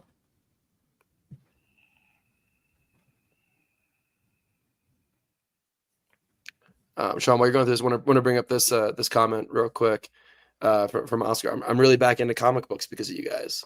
Love that. Oh, that's awesome. Yeah. What have you been collecting recently? But he said he also scored a Michael Jackson cassette tape and a estate sale last weekend. That's Oh, dope. that's so cool. Yeah. That's awesome. And that has him on the cover with the words in red bad from 1987. Very cool, man. Good finds. But yeah, if anybody has any questions about VHS or really just about anything, feel free to throw it out there. Happy to answer your questions. But soon we'll probably get into our giveaway for collect holders. So if you're not currently a collect holder, go ahead and all you need is one minimum collect token in order to be a part of this giveaway. We're going to be giving away Todd McFarlane NFT that he released on Solana. So yeah, excited to give that away to our holders. We'll be doing a giveaway a little bit later in the stream. So yeah, if you don't currently own it, support the show and and buy a little bit. We're going to be doing some really cool things with the token going forward. We're connecting with a bunch of different partners within the collecting hobby to create as many cool benefits and utilities as we can for the collect token, where holding the token will allow you to get access to exclusive perks, discounts, promotions, all sorts of things like that. Just, basically a way to access the collecting hobby in a new and exciting way and get new levels of access. So really excited to continue to build this thing. We're going to be announcing new partners in the coming weeks. We're in talks right now with a bunch of different people and excited to announce those things once they are official. But yeah, I don't want to promise anything, until we, get those things actually locked down. We're going to be announcing a utility tomorrow on our live stream. We're going to be having Roach Wrights on to talk about his new digital comic that he is releasing on Solana. So we're doing some cool stuff with him and his project. We're going to also be doing a token buyback a little bit later on the stream as well. So stick around for that. But Sean, go back to the regular scheduled programming and I will be right back. I'll have a coughing fit. Is he really going to have a coughing fit? Why didn't he leave the camera on? Dude, I'm like very sick right now. Like my chest does not feel good. We're going to take some water and I'll be right back. Do that. We're going to take a quick commercial break from our sponsor. This video is sponsored by Fanable. Fanable is changing the game, combining physical collectibles with digital ownership. Send in your graded comics, cards, video games, VHS, and action figures to be securely stored and insured in a Brinks vault for free, while maintaining full control of your collectibles through blockchain technology. That's right, free shipping, free storage, free insurance. Grab a mystery case from a Fanable kiosk at your shot to unbox a grail, or cash out instantly with their 90% buyback option. It's fast, it's fun, and it's a whole new way to open packs. One collector turned this $250 mystery case into an amazing Fantasy 15 worth $20,000. Secure, manage, and monetize your physical collectibles all in one place. You can download the Fanable app on iOS and Google Play, and also go to fanable.io. I was curious, Ethan, your thoughts on this. So I see watermarks in the back of this one. Yeah, not a first print, huh? That's interesting. Is it because of the watermarks? Yeah, the boxes... because the earlier ones didn't have that watermark, I don't think. You could check what Frank wrote in the VHS Bible, but I would think that would place it later. Yeah, no, it says no watermarks. There it is. Later copies have black magenta magnetic. Oh, there you go. Look at that. Good for Frank. Wow. Frank Marina. Shout out to him. Look at that. He called that one. Knowledge, Frank. Insane knowledge. Holy shit. This thing is more useful than I thought it would be. Dude, that's so impressive. That is so. Because I'm going to be honest, if I saw that, I would immediately presume first print, right? Because a lot of the tapes that we see have watermarks that are first prints. Yeah. So the fact this is the reverse, to have that kind of knowledge and know it is a big deal, man. Because I'm sure this tape's still very rare. Oh, it's an amazing tape. It's just not a first print. It's just that's the problem.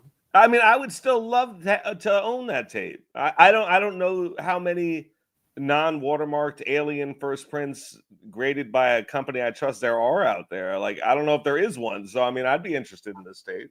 That's why we need pop reports. And again, we're not disrespecting the sellers on eBay. I want to be very clear. I want to be clear.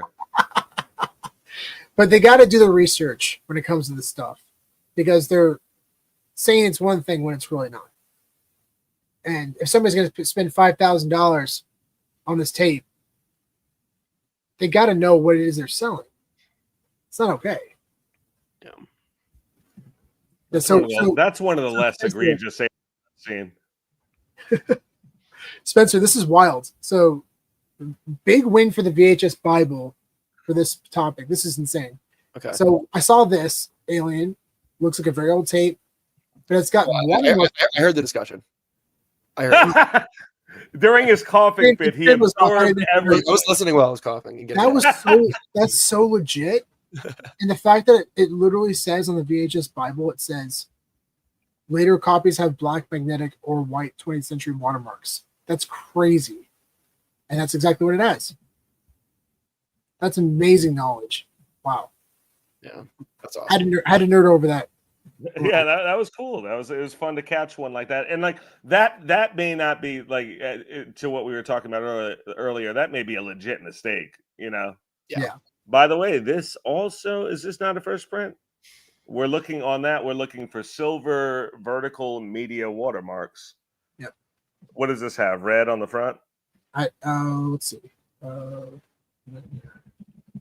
Elm Street, first prints. Yeah. There are those silver vertical watermarks. Yeah. Those are cool. Yeah, those are different. Not that the other ones aren't. I mean, any 85 Elm Street, last time I'll say it, but these tapes are cool. They're not what they're being sold as. But it's not first print. It's not a first print tape. That's the problem. So I didn't even know if there's any watermarks on it at all. It doesn't look like it.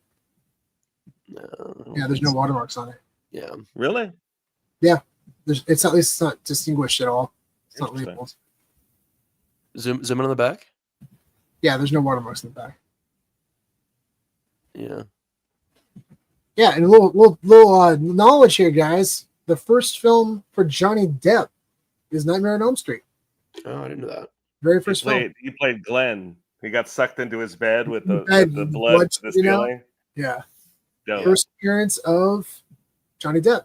I have a crush on Nancy. I got it when I watched that movie. I think she's so pretty. Nancy. Nancy Thompson, the hero of Nightmare on Elm Street. Oh yeah. Unless you were rooting for Freddy. Yeah, well, one of the biggest things I'm sad about with Rewind closing down is they used to do first appearance tags on the labels of their tapes. So if it was like Leonardo DiCaprio's first movie or something like that, they would say first appearance of this actor in a film, basically on the label, which I think is a cool little piece of information to have on the label there. I do think that's definitely has a possibility of still growing over time, but we need to see it on labels for people to really grow the hobby. And we see it. We've seen sales for tapes at Critters 3. Like, why would Critters 3 sell for more than Critters 1? Well, it's because it's the first time we ever see. It's the first film of Leonardo DiCaprio. Yeah, this is not a first print. This is a later print. Does it say first appearance of Leonardo DiCaprio on it? Yeah, it says it on the label, but then first appearance of Leonardo DiCaprio. You can tell it's a later print because it's literally advertising Leonardo DiCaprio once he's gotten famous at the top of the tape. He wasn't really a known person at the time because he was a small child. That looked like. Yeah. That tape pisses me off. I put that one back. Yeah. No, not Spence. The one on eBay. Yeah, you're done with Critters. Here's a fun fact, guys. Gremlins first prints don't have watermarks. Really? Gotcha. There are no watermarks on Purple Rain of that year or Gremlins of that year. Interesting. On the first print. You're still going to want the silver security sticker, and I don't know if it's a two-tone or not. Not off the top. We have one here. A first print? No, I don't think it's a first print. Yeah, but it has a security sticker. No, I think ours is the second. It has. Oh, it has watermarks. That's dope. That the wraparound. That's actually my favorite print. It's not a first, but it's still my favorite Gremlins print. I like the one with all the bells and whistles. And we actually, and what's cool, we got this for like $100. That's insane. Yeah, insane. I couldn't believe it. Yeah, it's one of my favorite films ever. Yeah, Gremlins. Yeah. Excited to show that one during the holiday season. Is it a holiday movie? Is it? I don't remember. It's Christmas. Is it? Oh, I'm Jewish, so I went right by. I didn't care. Yeah, Ethan. Yeah. Hey. Free Palestine, by the way. Seriously. We're not going to get political on our show. That's not political. That's anti-genocide. Go ahead. Sure. But yeah, either way, let's keep it to VHS. Absolutely. All right, on to Chucky. That have a blue wish. Oh, that's mine. So yeah, I wouldn't lie about a first print. Yeah, that would make me a big dickhead if we looked at one and it was mine. Don't worry, Ethan. I still think you're a dickhead. Well, yeah, I could still achieve that, but I'm just saying I'd be especially, deplorable. That's such a sick tape. So I remember this is one of the first movies that I watched that terrified me. And oh, really? It really got you? My mom let us be watching with my cousins, and she thought it was like a kids movie. No. I mean, no. I don't know what the cover didn't give that away, but she didn't see the knife. She only saw the baby. Yeah. So we watched it, terrified me, and then I came back and I had a life-size doll the size of Chucky in my room. And my buddy? It was. Yeah. And I just threw it in the closet, gone. I could never see it, never play with it again. Oh, I thought you meant it was gone. Like you went to find it later. Just and walked away. Just walked away. No, but when she put it, it's so funny. She put that tape because she bought one back at the house. She's like, "Oh, they like Chucky, so we'll watch it." So they put it in this under the TV. There's a lockbox, and she put it in there. And I remember for years I used to be scared of that lockbox because Chucky was inside. That's funny. Oh, so good. Large Marge. That's the movie that scared you as a child, and mine was Scooby Doo. Zombie Island. Well, that one was super scary, and mine. You remember mine is Sesame Street at the Museum. Yeah. Really freaked me out. Yep. Yeah, and again, here's this one. Jesus Christ, it's terrible. First print. So it cannot be further from the truth. This is a 1986 copy, and the first print was 79. 79. Yeah. So, I mean, it's like one of the earliest known tapes in existence right here, and it's not even close to a first print. And this seller is claiming it's a first print of the slipcase, which unfortunately is not a designation anyone recognizes. Yeah, I mean, they're still using the language first print, which is 100%. It's very manipulative, in my opinion. Misleading, all kinds of things. Yeah, that's not okay. Not cool. You know what is cool? That token you guys made, that collect. Oh yeah, we should do the giveaway. Oh yeah. I'm excited for that. Wait, can I win or am I not entered? You gotta buy some of the token in order to win. I don't think we'll show you how to do it afterwards. Yeah, no, I'm gonna buy token. We'll show you I would buy it. This stuff, we gotta walk you through it a little bit. Even if it was a pile of shit, I'd buy it because I like you guys. But I have a feeling like I'm digging what Spencer's saying about it, and I am not joking. I am endorsing. Not that anyone cares, but I am endorsing collect, and I'm gonna buy some after the show. There's no, and you come back and tell them if I did. I appreciate you, buddy. And real quick, I saw this comment from Oscar. Yeah, if you were trying to buy it on the launch day, we had like $1.3 million in volume traded on our token on that first day. So yeah, it was not easy to get in. So luckily for you, the price has gone down quite a bit since when we first launched it. So much better entry point right now. Anyway, we had a lot of degens when we launched this thing think that we were launching a meme token when we were actually trying to launch something real and useful for the space. And the degens didn't like that. So that they all sold. So yeah, that's where we're at, but we're back to, I think a healthy level where we can actually have organic sustained growth, actually get members of our community involved who actually really care about collecting and care about the benefits the token are going to bring to the collecting hobby. So yeah, that's our vision for it. But you should have no problem buying it right now. If you wanted to give it a shot and be involved in the giveaway that we're doing today, and you're still here and you're listening, give it a shot right now. You should have no problem. You can get the contract address on either our website, comicsandycrypto.io, or you can go to our Twitter page at comicsandycrypto, and you can have the contract address listed there as well. But yeah, right now you should have no problem. But yeah, we're going to run the giveaway in a little bit. Before we do that, Sean, do you want to do the token buyback? Yeah, let's do it. Yeah, I think. There we go. You guys are gonna buy some stuff back. So we're gonna buy our own token. So Wait, Ethan, can I do it? Because I want some anyway. yeah. So do you have I guess what is your current crypto setup? Like do you have any? Do you have any wallets? Do you have anything? Do I have a wallet? Okay. We're gonna do this post show, Ethan, because this Okay, is all right. yeah, I'm not. yeah. All I'm gonna say is this: We gotta I start from did scratch with collect, you. and I'll just listen from here. Yeah. But yeah, no, we gotta set up a whole bunch of. You gotta like bring money into crypto, and then from crypto into a different wallet, and then yeah. So we'll explain how to do it a little bit later. But yeah. So basically, what we are doing is we are purchasing our own token in the way that like a company purchases their own stock and like a buyback. But we're going to be using the token that we purchase for basically business development reasons. So we'll be using it for giveaways to give away, on future streams. We'll be using it as like partnership kind of like incentives. So like, for example, like if we were to get somebody like, and this is not somebody we've talked to, this would be a great stretch goal for, what we're building here. But like if we could talk to somebody like CGC and go to them and be like, hey, we have this token. We want to give you, 0.5% supply of our token or something like that, in exchange to do a long-term partnership where you offer, 10% off grading services in perpetuity for all of our holders. And, we're able to, token gate that and basically make and ensure that, only people who own our token are able to get access to that benefit pretty much. So, something like that, we can incentivize a partner to get involved because then, now they own our token. If our token appreciates, they get a part of that appreciation and they have incentive to promote whatever utility that we have going with them in association with the token because they're going to want the price to go up because they're also an owner in the token. So yeah, that's something that we plan on using the token for. And so that's why we're doing token buybacks using funds that we've earned as creator fees. So Ethan, basically on where we launch the token, you earn creator fees. So you earn basically 1% of all the volume that is traded on your token.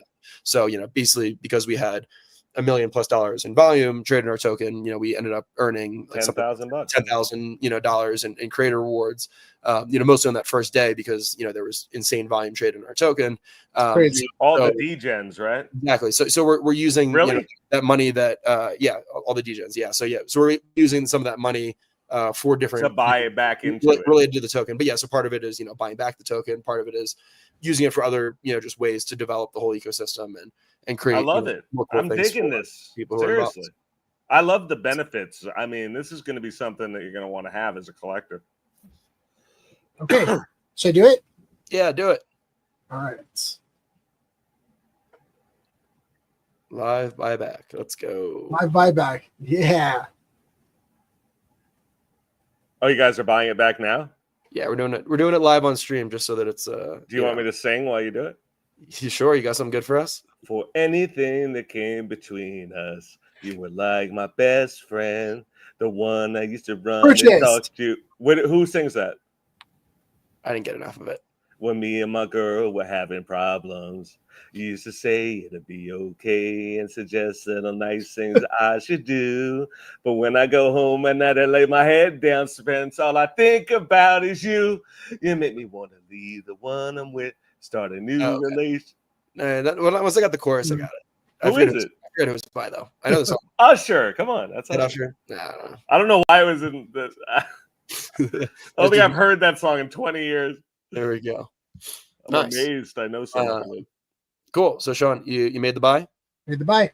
Made the buy. Cool. Yeah, looks like the market cap jumped like $2,000 just from that buy. So yeah, we just I think just purchased right around $500 of our token. So there we go. We have purchased more that we plan to use to continue to develop the whole ecosystem. But yeah, I think next thing we do is run the giveaway. So I'm going to go ahead and pull up my whole giveaway system. What are we giving away? Here. Oh yeah, Sean, do you want to pull up? Let's give away the spawn number 1 version variant cover. Let's do that. If you want to pull up that and show everyone what it looks like. That's dope. Yeah, so Todd McFarlane has been releasing, in collaboration with Oddkey Comics, and I guess this one, was technically not with Oddkey, but Oddkey was a company that he formed with Steve Aoki, back during the last NFT bull run to create comic art and create a cool community. And they've done some really exclusive art pieces, some like one-of-ones. Some of these are really valuable just because they're like one-of-one pieces by Todd and by other really, really cool artists that he's gotten involved with. But this one was released on the Drip platform, which is basically a platform usually where most things are free, maybe all the time. I'm not sure I don't know if you even can buy on Drip, but these were released as free NFTs, and there were and they've been continually releasing Spawn covers. So they're basically just NFTs of just the cover. It's not the full comic book. But the covers, I think they're up to like 60 or 70, but every week they release a new one for free on the Drip platform. But this was kind of the initial release that they did in coinciding with the one-of-one cover that Todd McFarlane sold of Spawn #1 of the original, basically the original art panel for the cover. So it was a one-of-one NFT representing that. He was basically like, I'm never going to sell the physical piece. Maybe I'm going to pass it down to my kids. If they ever want to sell it, like that's the only time that piece is ever going to hit the market. So the only opportunity in my lifetime for anybody to own, the original art of Spawn #1, the cover, is to purchase it as this one-of-one NFT. So we sold it as an NFT. It sold for $18,000, somewhere around there. I'm surprised. I thought it'd be more. We thought so too, but it was kind of in a time in the market where NFTs, it wasn't like during the NFT boom. If it was during the boom, it probably would have sold for 100,000 or something like that. You know what Topps did, right? Say it again. Topps took their 52 mantle and made a one-on-one NFT, and Yeah, that went for like 700,000. Yeah, that was about during 450, 500,000. Oh, okay, 500. That was during the that was when NFTs were like hot, and everything was selling like hotcakes. Real quick, what are we giving away? We're gonna do the Spawn #1 version variant cover. Okay, cool. I just want to show the image of it. Yeah. But anyway, so they did this one-of-one release. They sold this, but in conjunction with that, they started off doing these, free giveaways essentially. Anybody could claim it, but you just had to be there. But then in different variants, there's the trade dress variant, there's the virgin variant, there's sketch variants, and there's become more and more scarce. But yeah, today we're gonna give away one of the virgin variants, which is on Solana. So that's we're gonna very cool. Give it away. So basically, we used funds from from the creator wallet that we've earned from you guys trading our token for purchasing these items to be able to give them away as giveaways to our holders. So that is badass. Do cool things like this. So yeah, we want to continue to use those funds to do cool things for you guys. But yeah, let me get this all. So everyone out there, we're going to be giving this away now to one of our token holders. So if you hold the token, collect, all you need is hold at least one token. The more you own, which is less than a penny. Yeah, you see one token, and you're automatically entered into this giveaway and all future giveaways as well. And you don't even have to. We're just going to send it to you. We're just going to. You don't even have to claim it. Exactly. You don't have to claim it. We're just going to send it off to you. So it's. Yeah. Here, that is real. That is badass. Like I wish really I was entered. Like that's super cool. Yeah. What's really cool, Ethan, is actually, we mentioned this last time in the last stream, but the guy who ended up buying the one-of-one NFT of Spawn #1, the cover, he actually emailed us and said, "Hey guys, I just want you to know I listened to your interview with Todd, and I was so inspired that I actually ended up purchasing and winning the auction." Wow. And he said it was my first NFT I ever bought, and I spent $17,000 on it. If you're gonna buy one, listen, go for that. Dude, 100%. I mean, and Todd, what I love about Todd is his transparency. And he even said, whatever it sells for right now, it's not going to be close to what it's worth a few years from now. Yeah. And he's right. Like, he's definitely right. I like that he pledged not to sell the original art in his lifetime. He hasn't sold anything since 1992. That's why right now, actually, there's an art piece right now on Heritage. I'll pull it up. It's of Batman 423, which is considered one of his most significant pieces. And it's from 1988, I think. And I'll pull it up quick. This is like, I mean, it really doesn't get much bigger than this in terms of Todd art. And it's insane that it's maybe Amazing Spider-Man 300, first appearance of Venom. But Batman 423. What's the first appearance of Venom? 350? Spider-Man 300. All right, 300. That's what it is. And Yeah, that was I knew it that was nice round actually number. that was Todd's original cover too. That's one of the only comics I own. Really? Oh, really? Yeah. That's amazing. What grade do you have it in? It's not graded. Was I it? bought it at the time. Cool. Oh, cool. Nice. Yeah, I So kept So it. this piece right here, this is Todd's Batman 423, a significant comic for DC. But right here you see it says Todd down here, and That's this is an original crazy. cover. So the highest sale for an art piece was, I think, $3.6 million, and it was for an original cover, or not cover art, but it was an original artwork for, I think it was Secret Wars #8, where it shows Spider-Man in his black costume. And I'm sorry, that doesn't amount to 3.7 million to me. trust me, a lot of people who are collectors in this were shocked. Jesus. Yeah. Crazy But stuff. however, considering how hard it is to get Todd's art pieces, his original What's this cover, one at? this one right now with 20 days left, it's already Oh. at $600,000. With 20 days left. Yeah. with 20 it just days lost out. Yeah. My estimate is between 3 to 5, but I really think it's possible this could pass $5 million. I really believe it's going to pass $5 million. All you need is two people who want to know. And I'll there's bet- definitely people. That's We've even fine. speculated that Todd might even be bidding for this, because I might be don't know if you know, Ethan, but Todd is he went as far as he possibly could go for $3 million baseball. Mark McGuire ball. I remember that. Yeah, exactly. Okay, yeah, you know the story. Yeah, he talked about the story when we met him in person. He told us the story about it, how he was he was at his house bidding on this thing with a guy who's actually at the auction house, and he was taking in bids, calling on the phone, and then this guy was like getting rooted by everybody in the stands and at the auction house in the seats, and people were rooting this guy on, and he was on the phone putting his bids in. He said when we passed $2 million, his wife just looked at him, shook her head, and like walked out of the room. But what's crazy is this, that ball is probably not even worth half, if not, it's probably worth maybe $500,000, maybe it tops today. Because the whole Mark McGuire steroid thing, and then Bonds beating his record. Didn't So the guy with the Bonds ball burn it? I'm not sure. I'm not I sure. thought he held a contest to decide how to destroy the ball, which was That's the most hilarious. gangster move I've ever That's seen. crazy. In I have collectibles. no idea. That's nuts.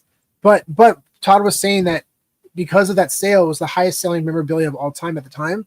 He went on Howard Stern. He was going on all these different outlets talking about it, but he was promoting McFarlane Toys. And he said, I got more money from endorsements and media coverage than I ever could have gotten from the baseball. But people just wanted me on because of the baseball sale. And I said, I advertised so much for McFarlane Toys because of it. And now, fast forward 15 years later, Ohtani hit the 50-50 baseball, right? Guess who bought it? It was a investment firm in Taiwan.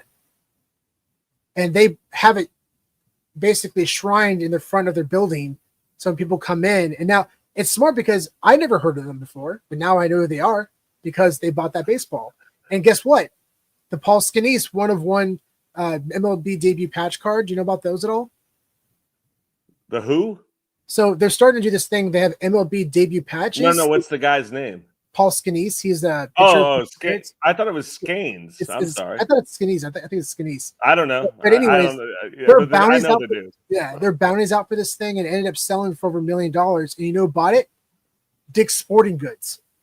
And they have, and Dick's Sporting Goods has a shrine of it in their headquartered facility. And that's what I'm talking about. You're having corporations coming in now buying this stuff up. In the recent $13 million sale for that Kobe Bryant, Michael Jordan card, the logo card that was purchased by Mr. Wonderful and some investors for $13 million. The guy from the Fantastic Four bought it? No. The guy from Shark Tank. Kevin O'Leary, Mr. Wonderful. Who am I thinking of? You're thinking of Mr. Fantastic. Oh, yeah. I like him more than that Yeah, guy on Shark Tank. That guy's a douche. He stretched his ways against the competition, huh? Oh, boy. Wow. All right, let's do a giveaway, huh? All right, I'm gonna go ahead and pull it up. Yeah, so that's what we're giving away right now. So yeah, it's the version cover. So yeah, so it doesn't have all the text and the title and all that. That's what a version variant is. The trade title is kind of the original title that has all that information on the cover here. So this is kind of more like an artistic version of it. But yeah, I'm gonna go ahead and share my screen. Let me make sure I'm pulling up the right one. Sorry, I have a lot of Go windows. so close to him when he leans in. Sorry. Which one is it? It's. Sorry, I actually can't figure out which window it is. I don't know why. Pick the middle one. Are we going to show it, Spencer? Or are we just going to? I was gonna show it, but I don't know why I can't get it to work. I'm not gonna show it. I'm just gonna run it real quick. Just because I'm having trouble finding the right screen for some reason. I don't know why I'm being silly with it. But Want to see something? Oh yeah, we're doing something. sorry. You guys can talk. I'll just pick the winner real quick while you guys do that. Talk amongst yourselves. Sean, want to see? I bought a trading card. I love it. Can I show it to you? Yes, please. Okay. Wait. It's Alfie Allen from Game of Thrones, and he signed it Reek. Here, tilt it up. Oh my gosh. Okay, that's actually really awesome. I was That's like, I really- have to have that. I was like, dude, that's signed by not just Alfie. That's signed by Reek, technically. So Dude, I was that's really excited. that's actually incredible. That's incredible. Wow. What a show! That's so awesome.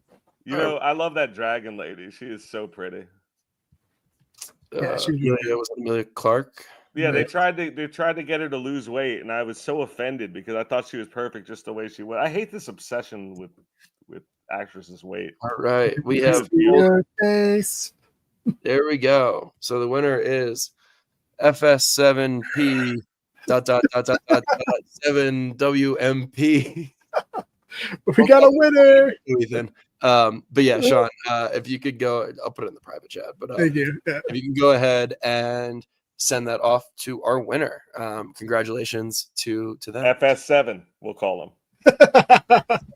But yeah, if this ends up being you and you won the giveaway, give us a shout out on Twitter/X, and we'll retweet it. We're sending it over to you right now. Congratulations. Yeah, congratulations. Yeah, super cool cover. Yeah, we're huge fans of Todd McFarlane, and Solana, I think he definitely has some of the coolest NFT related stuff going on that chain. So yeah, we'll probably be giving away a lot of stuff from the McFarlane/Oddkey ecosystem. There's some really cool NFTs that we like in that space. But as we engage and begin to, we're pretty new to the whole Solana whole ecosystem. So we're planning on trying to engage with more creators. Roche writes he's launching his comic on Solana.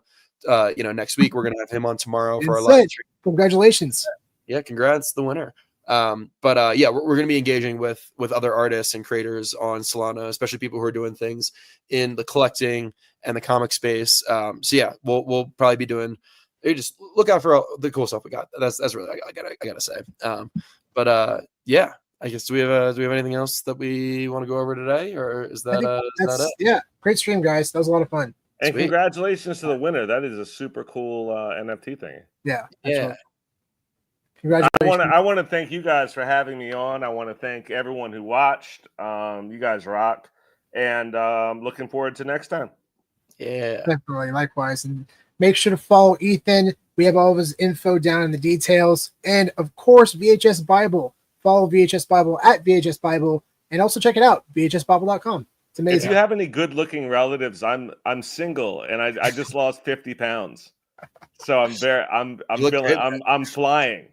So yeah, I think you can submit it to Comics and Crypto. Your picks from my if any of our collectors out here are interested in Ethan, he's a collector, and if you guys want to join collections, then if you know any chicks who like nerds, who like we'll VHS Tinder account.